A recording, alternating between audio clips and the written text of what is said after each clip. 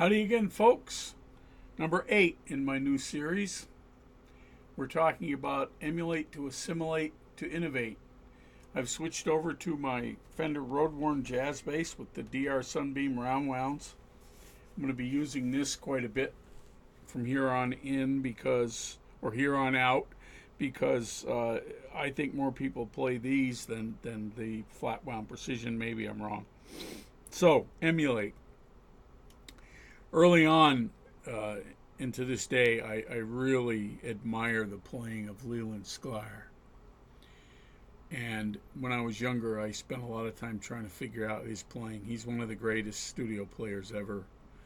And man, talk about having a singular style and sound. He really does. And he recorded a lot of stuff on his extremely bastardized jazz bass, or whatever it was, precision with jazz, two precision pickups and a jazz neck. Anyway, one of my favorite lines by him is "Honey, Don't Leave L.A." And I'm trying to remember how it goes because I learned it long ago. And I think it began, came in with the drums and then the bass went.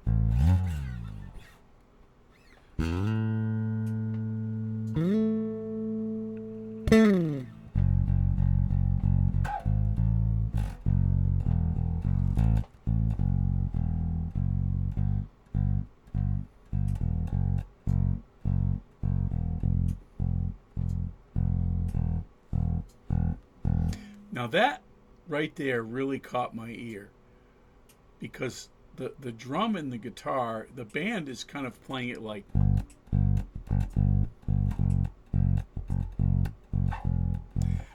but Lee Sklar chooses to go.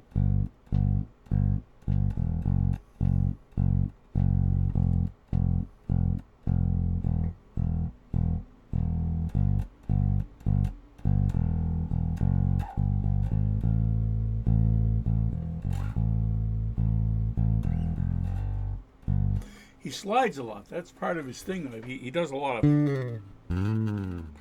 Now, later in the song, going back into a verse, he does this really cool line.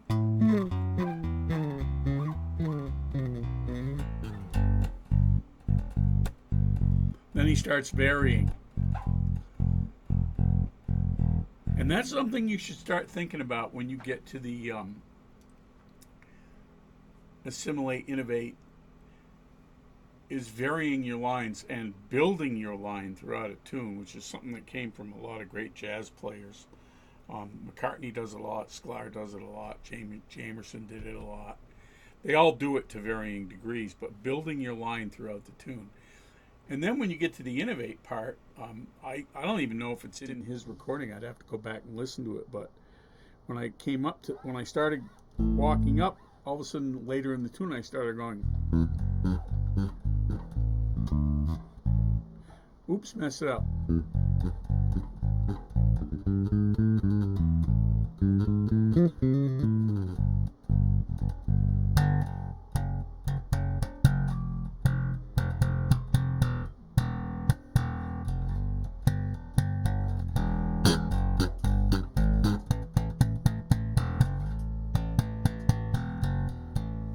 What would Marcus do?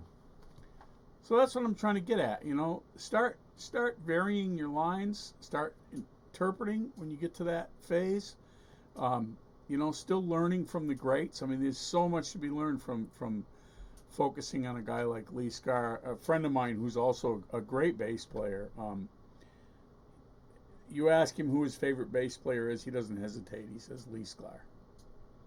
And then he doesn't go from there. We all have them.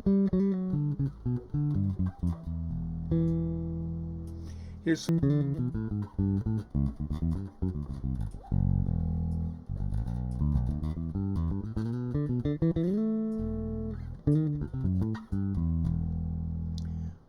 around. Best of luck. Please like and subscribe. I'll see you later. Until then, all the bass.